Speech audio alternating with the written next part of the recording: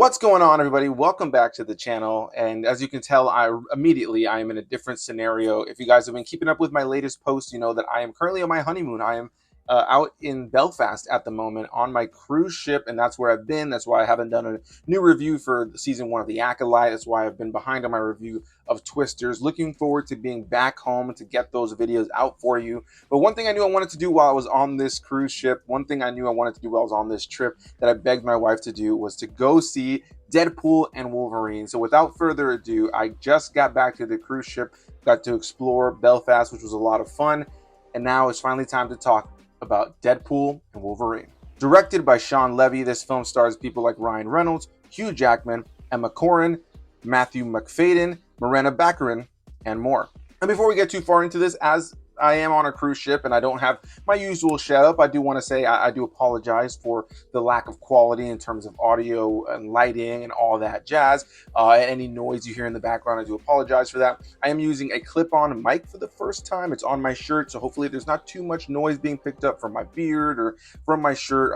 Hopefully this all turns out pretty solid. But yeah, guys, as I mentioned, I wanted to make sure while I was on my honeymoon that I at least saw Deadpool and Wolverine. I know I'm already missing out on some other things, and this was something that was easily one of my most anticipated movies probably ever. If you guys have been following this channel for any amount of time, especially for years, I have covered dozens and dozens and dozens of superhero related projects, and I talked about how as a kid that's what really got me into movies. As a kid, I used to grow up watching tons of superhero films from the 70s, 80s, 90s, and of course as we got into the 2000s with things like the X-Men films and the Sam Raimi Spider-Man films, leading into 2008 with Iron Man and the MCU as we know it today, comic book movies would just blow up. And some of the early things for me outside of Star Wars that got me into film are the Marvel movies, are the cinematic universes of all these various characters that I was already a fan of when it came to comic books or video games and other mediums. You know, I've always been a ginormous fan of Marvel and the X-Men films and the X-Men world in general. I have so many fond memories of the comic books and the video games and the cartoon series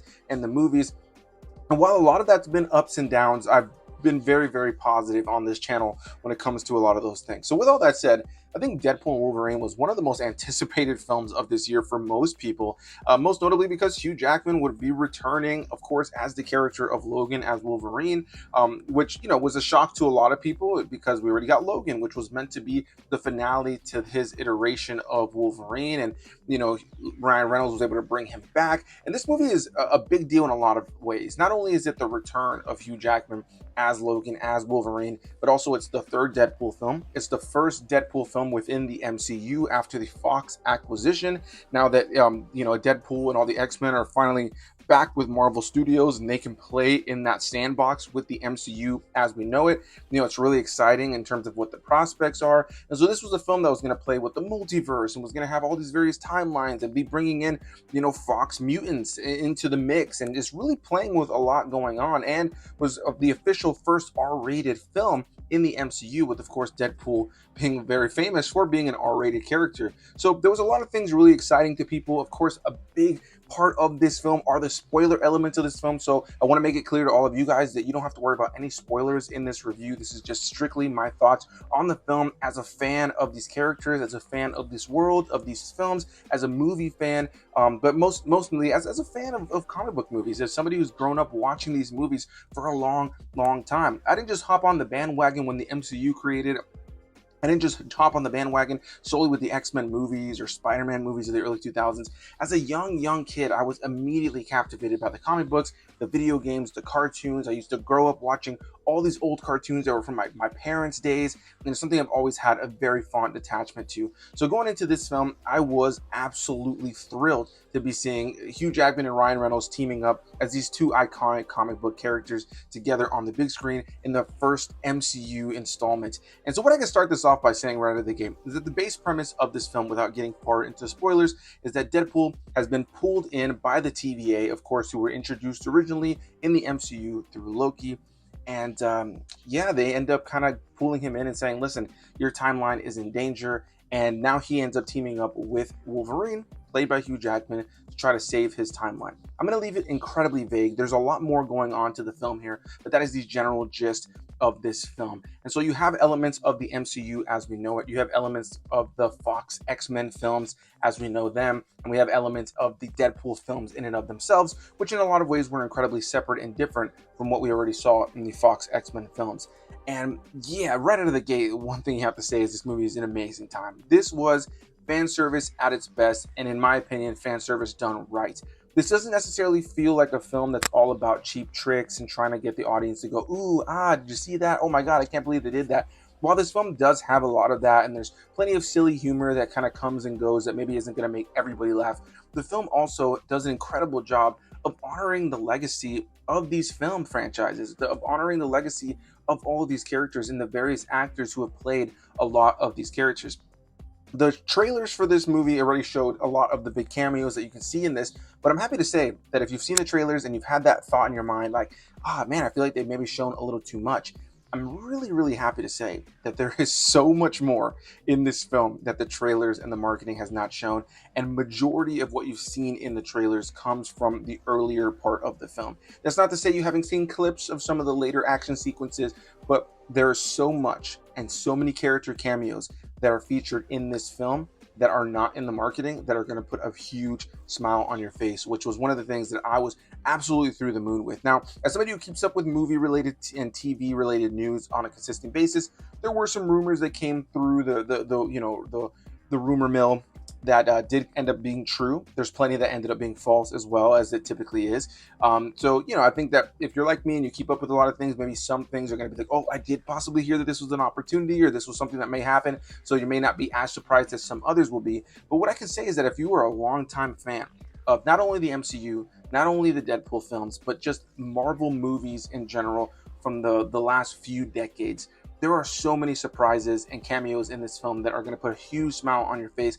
And one thing I really enjoyed about those cameos is that while a couple of them are kind of relegated to small moments, there are a lot of them that are at least given time to breathe and given actual character time in the film, enough so that you can at least enjoy it like a Saturday morning cartoon. As a kid, I used to love the comic books or the episodes of cartoons where random characters that I knew and loved would appear and kind of help on the adventure of that episode with whatever the main hero of their story was.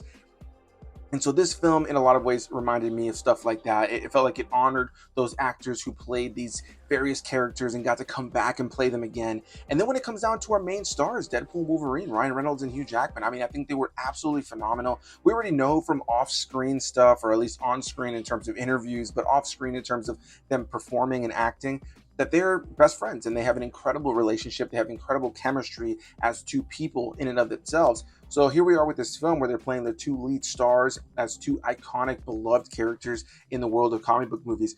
And the chemistry was just palpable. They were absolutely phenomenal in this film. The time spent with Deadpool Wolverine in this film was hilarious, but also heartfelt. This film had a really nice balance of all the ridiculous, over-the-top Deadpool antics that you come to expect, all the ridiculous humor that you come to expect with something like this, but at the same time was able to have moments where things slow down and we get to have a little bit more, character moments, a little bit more development of who these characters are, what makes them who they are. And in a lot of ways, this film is really helped by the films that have come before, for Wolverine, for Deadpool in this case, and the fact that in a lot of ways, this feels like a nice kind of ending place for these two characters. Not to say that the film ends things. I think there's definitely openings as far as where things can go moving forward with these characters.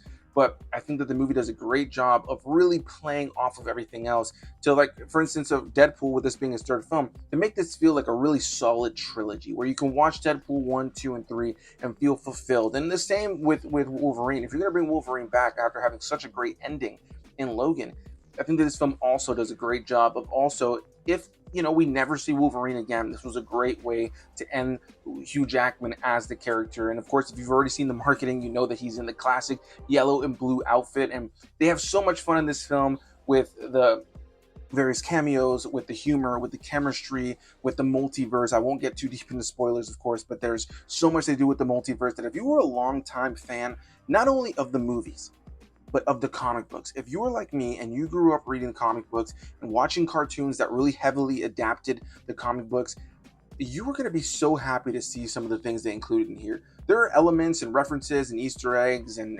multiverse elements that they add here that are going to be cool to a lot of people. But if you were a longtime fan of the comic books, if you used to sit there and read those pages, without a doubt, you were going to be absolutely thrilled to see some of the things they put in here for longtime comic book fans. I mean, again, if you were a longtime Marvel movie watcher, you're going to be pleased. If you were a longtime comic book fan, you were also going to be really pleased. And I think that they just had a lot of fun with this movie. This is a movie, I would say, in the first time in a while in the MCU that probably since Spider-Man No Way Home that I really felt like a kid watching this. And I think that there's been great things that have come out post Endgame in a world where, Marvel is kind of in a weird spot with a lot of their fans. I have enjoyed things like Shang-Chi or Moon Knight or Loki. Loki maybe being my favorite show. I enjoy things like WandaVision. And I think Spider-Man No Way Home is probably my favorite of the movies that has come out post Endgame. But this movie, for me personally, is the first time since No Way Home that I have truly felt like a little kid. And even though I talk about movies here on YouTube, even though I try to take things on a more serious level here, and I really try to, add a level of professionalism to what I do here, I ultimately started this channel as somebody who just loves movies and loves geeking out about things. And as somebody who critiques film, there's nothing I love and seek more in the world of talking about films than watching a film that made me feel like I did when I first started falling in love with film, before I really got into the elements of critiquing things heavily. And I think that this movie, without a doubt, evoked that emotion from me. And Ryan Reynolds and Hugh Jackman did an incredible job. And I think Shawn Levy coming back, or Levi, I believe it's Levy, but him coming back as a director here, I mean, this is his first time as doing a Deadpool film, but he just recently worked with Ryan Reynolds in the last few years with things like the Adam Project, as well as things like Free Guy, which I thought were great.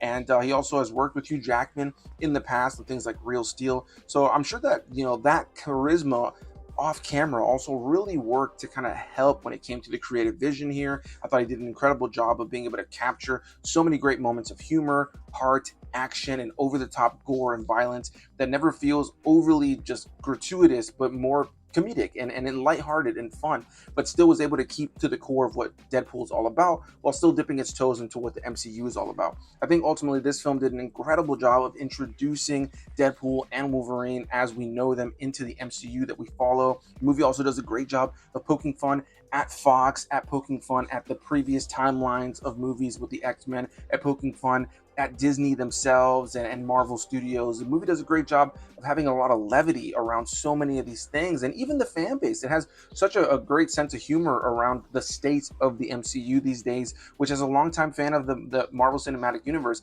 I can always appreciate when a franchise maybe has some ups and downs, and a certain installment can kind of make a reference to that. And Deadpool was the perfect opportunity to kind of poke some fun at maybe the fact that maybe everything hasn't been as good as it used to be, but something like this can kind of help get things back on track. As a longtime fan, I was just absolutely pleased. Now, when it comes down to some things that I maybe had some gripes with, I think that because the film does have a lot of cameos, a lot of elements that are kind of introduced into the story, not everything is cooked to the proper temperature, if you will. There are a couple of things that felt a little undercooked, and one of the main things for me was the villain of this film, which is Cassandra Nova, the twin sister of Professor Xavier. We've never seen her in one of these films, but if you're familiar with the comics, you probably are familiar with her. She's played by Emma Corrin, and I thought that she gave a really great performance here. I think she really, really hams it up. She's a really solid villain in the film, but in a lot of ways is a pretty one-note villain, and I don't think there's enough done with her on paper to really expand upon her character outside of her just being the bad guy, doing bad guy things for bad guy reasons. And while I do think she has some moments where there's a little bit more humanity added to her,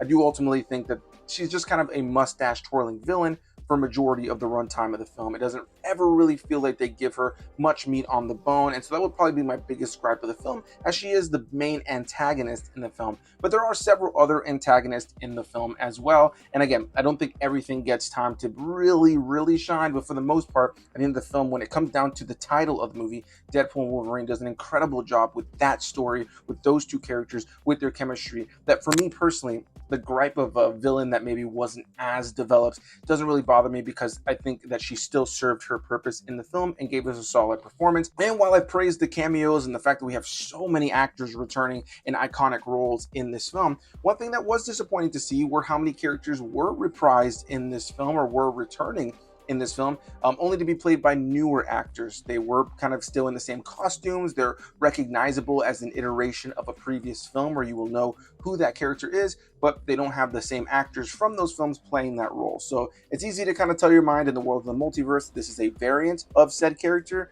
But as a longtime fan of these movies, and with how many other cameos and how many other names they got to return to play these characters, it was a little bit disappointing to see some of these characters return in this movie that were played by brand new actors, kind of eliminating some of that cameo feel from seeing them, you know? But other than that, ultimately, I found this to be a fun, action-packed time that's funny, fun, over the top. The chemistry between the two leads is absolutely phenomenal. It is just a fan service galore film. There's so many great things to talk about when it comes to this film. This is one of those movies that I can easily see myself revisiting time in and time out. It's one of those movies that I just think is really going to put a smile on majority of fans' faces. And again, as somebody who talks about film here, loves critiquing things and loves getting down to the nitty gritty and stuff like that about, you know, cinematography and this, that, and the third. This movie for me, when it comes down to the technical elements, was all solid, but more at its core, made me feel like a kid again.